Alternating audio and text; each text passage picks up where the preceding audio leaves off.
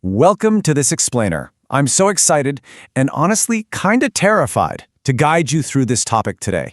We're going to deconstruct a very comforting lie we tell ourselves as a society about intelligence. It goes a little something like this. Smart people always end up successful. And if they don't, well, the world just failed to recognize them, right? They're a tragically misunderstood genius. But the truth is actually a lot colder.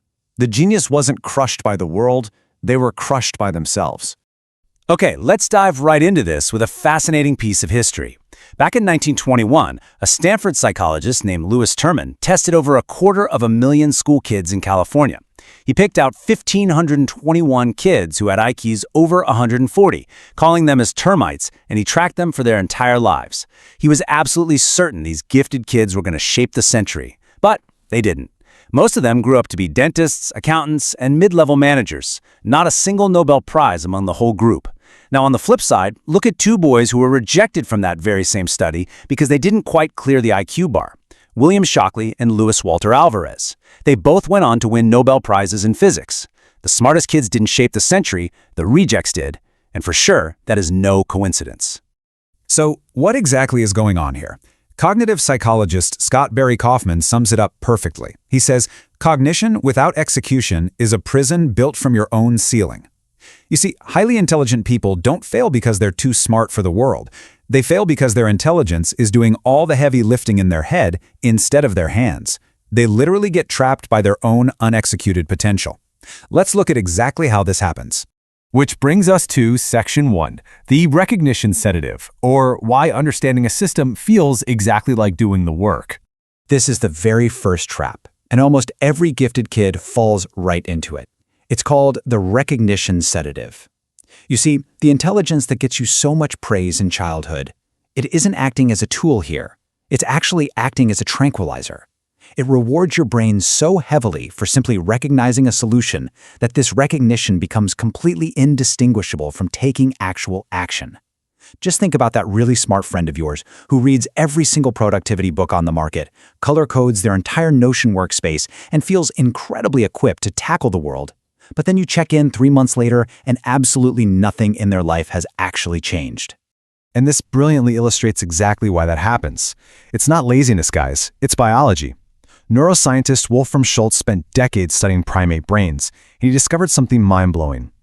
Dopamine doesn't actually reward you for getting what you want. It rewards you when your brain predicts you're going to get it. That dopamine hit fires on the upswing of recognition. So by the time the actual reward would theoretically arrive, your brain chemistry has already completely calmed down.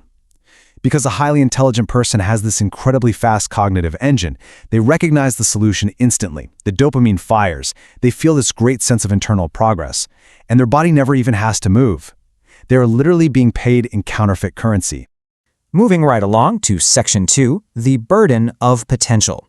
Let's dig into the praise paradox and identity traps. So that recognition sedative we just talked about, it only really works if the person already deeply believes they are special. And that trap is set super early in childhood. Psychologist Carol Dweck did this famous experiment at Columbia in 1998 that illustrates this perfectly. She gave fifth graders a set of puzzles. Afterwards, half the kids were praised for being smart, and the other half were praised for trying hard. Then she offered them a choice for the next round, an easier puzzle or a harder puzzle. The results are just staggering. The kids who were praised for their intelligence overwhelmingly chose the easier puzzle. Why? Because once a child believes their core identity is being smart, that status is something they have to protect at all costs. A hard problem is no longer a fun challenge. It's a massive threat to their identity. This is the praise paradox in action. Which brings us to a really profound insight from mathematician Paul Halmas. He pointed out that the difference between a great mathematician and a competent one isn't intelligence. It's the willingness to look stupid for hours at a time. The competent ones stick to problems they know they can solve because they just can't stand the feeling of not knowing. High IQ adults who are raised on that praise paradox are utterly terrified of looking stupid. It threatens the very load-bearing wall of who they are. So what do? They retreat. They build a tiny little kingdom of guaranteed wins, and they call it a life. And that creates this thing called the asymmetric standard.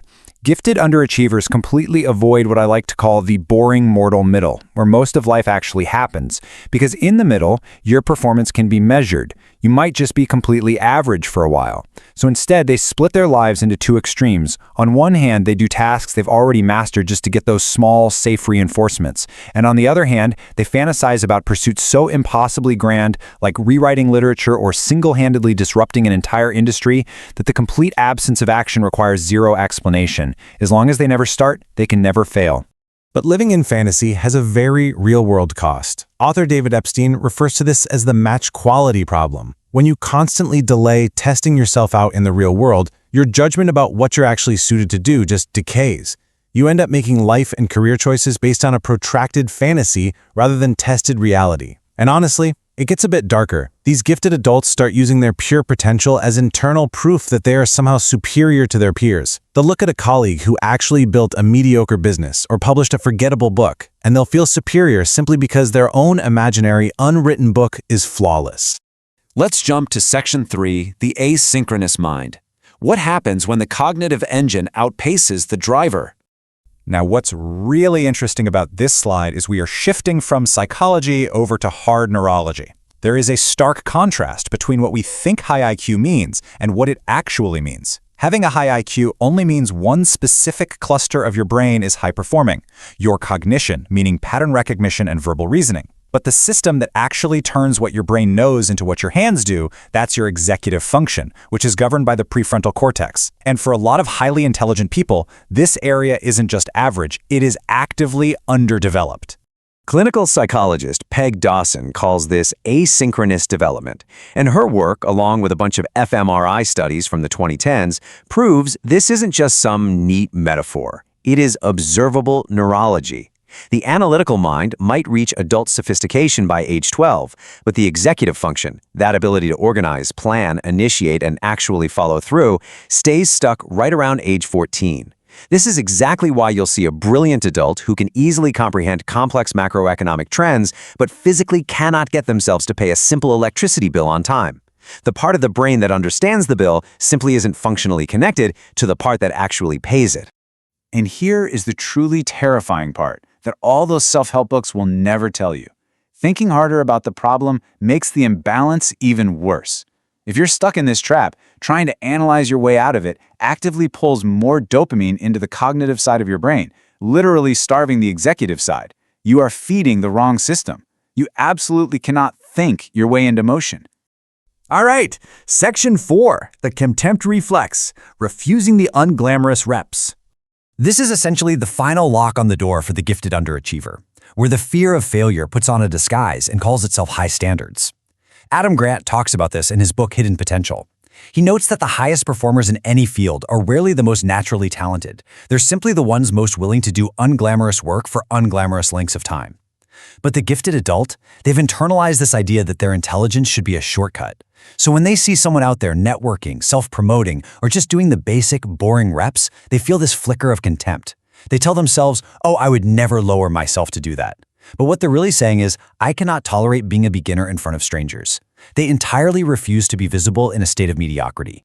Which leads us to Section 5, the ultimate choice, the breaking point of the late 30s.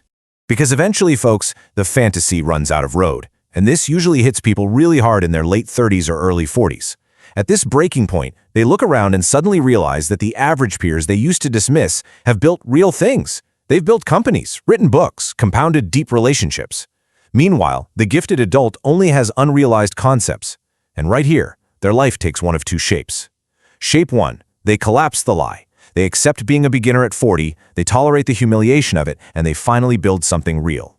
It might be a lot less than their grand childhood fantasy, but hey, it's infinitely more than nothing. Or they go with Shape 2. They protect the lie. They become bitter. They turn into the smartest person in the comments section, explaining why everyone else's success is totally fake, and they die clever but completely unbuilt. But the absolute crucial point here is that this choice isn't just magically made on your 40th birthday. The genius who ends up with nothing is destroyed by 1,000 small, comfortable choices. This election happens every single day, starting right around age 22. Every time you choose to read another book instead of taking action, every time you avoid a task because you might just be average at it, you are casting a vote for Shape 2. You are choosing the comfortable experience of feeling smart over the uncomfortable reality of actually being effective. So I want to ask you directly, is the praise you've received throughout your life functioning as a sedative, or is it a fuel? If it's a fuel, you are using it right now to do visible, falsifiable, and sometimes mediocre things, slowly stacking up a real body of work that the world can judge. But if it's a sedative, you're just using it to stay warm inside the fantasy of who you could be, while the years just pass you by. And that brings us to our final and arguably most important question. A lot of you who needed this explainer the most are probably feeling a huge wave of recognition right now. You're sitting there nodding along thinking, yes, this is exactly right. But let me warn you, if you close this explainer right now feeling incredibly seen and understood and then go on to do absolutely nothing with it, you are falling into the exact trap we just spent the last 10 minutes deconstructing. Don't let your brain trick you into thinking that just because you understood this, you've actually done the work. So what will you build today?